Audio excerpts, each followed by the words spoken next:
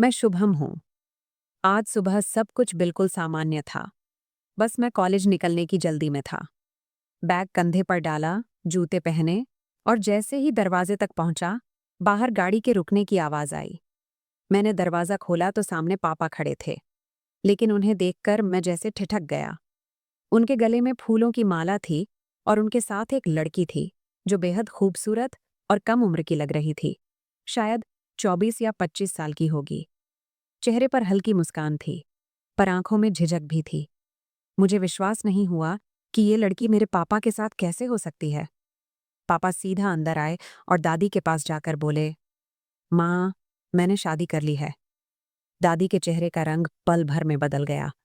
उन्होंने गुस्से से कहा, क्या कहा तूने? शादी कर ली? और ये लड़की, ये तो शुभम से भी छोटी लग रही है। तू पागल हो गया है क्या? घर में सन्नाटा छा गया। पापा ने कोई जवाब नहीं दिया, बस शांत स्वर में बोले, माँ, अब ये तुम्हारी बहू है और शुभम की माँ। फिर उन्होंने उस लड़की का हाथ पकड़ा और सीधे अपने कमरे में चले गए। मैं वहीं कुछ देर खड़ा रहा। अंदर जैसे सैकड़ों सवाल घूम रहे थे। आखिर पापा ने इतनी कम उम्र की लड़की से शादी क्यों की?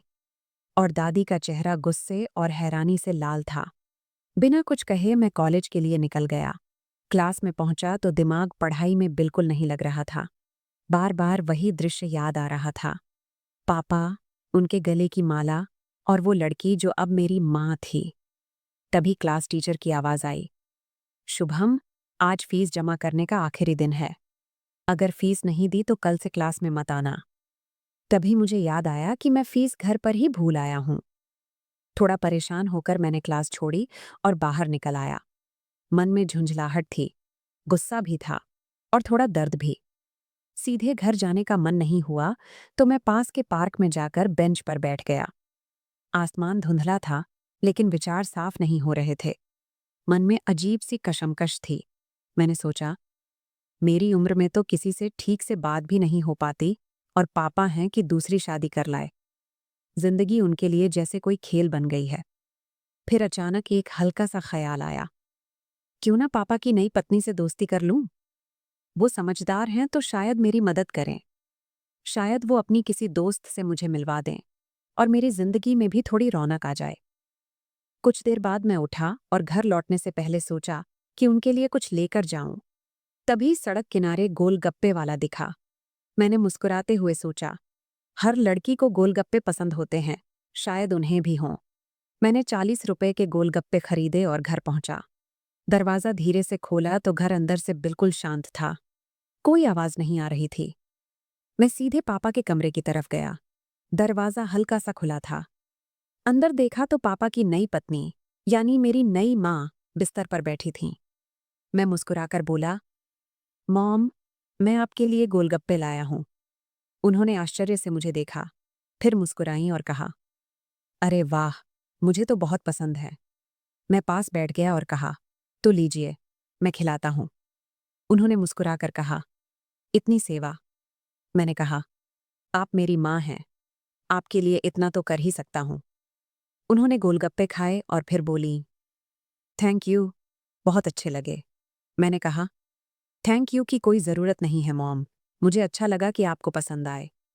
वो कुछ देर मुझे देखती रहीं, फिर धीरे से बोली, एक बात कहूँ शुभम, तुम मुझे मॉम मत कहा करो। अजीब लगता है। हम दोनों में इतनी उम्र का फ़र्क भी नहीं है, तो तुम्हें मुझे मेरे नाम से बुलाना चाहिए। मैं थोड़ा झिझका और बोला, ठीक है, लेकिन आपका नाम क्या है? उन्होंने मुस्कुराकर कहा, सीमा। मैंने कहा, ठीक है सीमा। अब एक बात पूछूं, आपने मेरे पापा से शादी क्यों की? वो एक पल के लिए चुप रहीं, फिर धीरे से बोली, ये बात मैं तुम्हें नहीं बता सकती। कुछ बातें वक्त के साथ ही समझ आती हैं। मैंने कहा, ठीक है, ये आपका निजी मामला है, मैं नहीं पूछूंगा। वो हल्की मुस्कान के साथ बोली, पर मुझे लगता है तुम मुझसे कुछ कहना चाहते हो। मैं हिचकिचाया, फिर बोला, असल में मेरी अब तक कोई गर्लफ्रेंड नहीं बनी, तो मैं सोच रहा था कि अगर आप चाहें तो अपनी किसी दोस्त से मुझे मिलवा दीजिए। वो जरा हंसी और बोली, देखो शुभम, तुम दिल के साफ हो। मैं सोचूंगी, अगर मेरी कोई दोस्त तुमसे मिलने में दिलचस्पी दिखाएगी तो तुम्हें बताऊंगी। तभी पीछे से पापा की आवाज आई, क्या चल रहा है यहाँ माँ बेटे में? मैं तुरंत उठ गया और बोला, कुछ नहीं पापा, बस ऐसे ही बातें कर रहे थे। पापा बोले, ठीक है, अब तुम अपने कमरे में जाओ, मुझे सीमा से बात करनी है। मैं चुपचाप अपने कमरे में चला गया। रात को जब मैं बिस्तर पर लेटा तो सोचता रहा कि सीमा कितनी शांत और सधी हुई लगती है। पापा के मुकाबले वो ज्यादा समझदार लगीं। उनके चेहरे की मुस्कान में कुछ सच्चाई थी, लेकिन कुछ छुपा हुआ दर्द भी। धीरे धीरे नींद आने लगी और मैं सोचता रहा कि शायद मैं उनके बारे में ज्यादा सोच रहा हूं, लेकिन खुद को रोक नहीं पा रहा था। अगली सुबह जल्दी उठ गया क्योंकि कॉलेज जाना था।